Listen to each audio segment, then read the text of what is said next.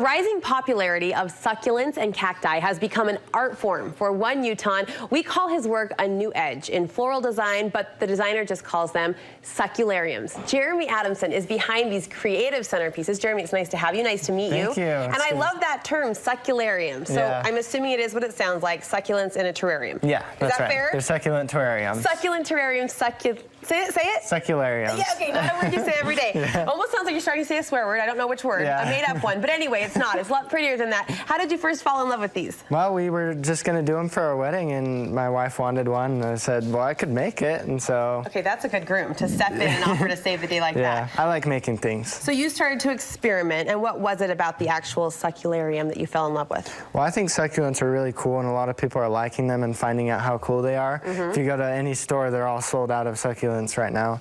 And I just really like them because they're easy to take care of, and they don't grow as fast, so they're good for a terrarium. See, I'm with you. We're told the maintenance is low. That's true, right? Yeah, yeah. So you say stores are sold out, and it's funny because we've been talking about this as a trend for many, many years, but somehow I feel like this season is when people really got on board with the idea that I can use these in my home and garden.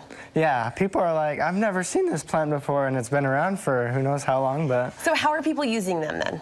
Well, like I said, for weddings, the centerpieces, or for home decor, or all sorts of things, just to make your house a little bit cuter. There's an artistry here, too, to not only the arrangement, but, you know, what you complement and pair with the actual plant. So talk us through, let's start with the soil and what you filled this up with. So the soil has to be high-draining soil, and actually, if you look underneath, there's gravel, and then charcoal, and then a screen, so the water can drain into the bottom and not bother the plants and flood them. So the layers from the bottom up, gravel, and then charcoal. What does the charcoal do? Charcoal cleans it and keeps it pure. And then the screen, and then you've got that soil on top. Yeah, and the soil, sometimes I play around. I can do layers. If you take sand while you're planting it, you can take sand and go around the outside and do different colors, different layers, and on the side of the glass you can see, cool. Where are you finding these jars, these cool glass containers? So I cut the glass and I foil. I do everything. I had to go back to 9th grade geometry to figure out how to do all the angles. You make these? I make them, yeah. Wow. Wow. I love the way the copper just is lining the edges there like that. Now, in order to do this at home, I would say you absolutely need these cute tools. These come in handy, right? With the long arm that allows you to reach in there. Yeah, yeah. This one's good for getting the roots. As you can see in this plant right here, you have to get the soil out. And just have it be roots and soil. Show us how you do that. Throw that guy in there if you will. Okay, so this one right here, you first take it like this and get the soil off. Okay. Because you have limited space in the terrarium. Yeah, we got to make the most of what we have, right? Exactly, and fit in as many as you can. But you can put it in just like that. And try to wiggle it down in. And then you just take your little shovel. Cutest shovel I've ever seen. Yep.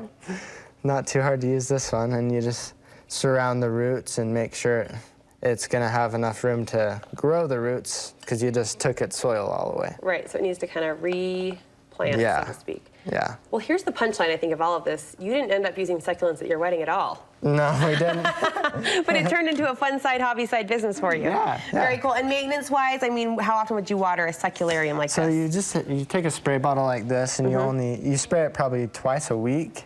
When the roots are just fresh like this, I spray it a little more because it's, you know, on life support, basically. TLC, it's on life support. I like that.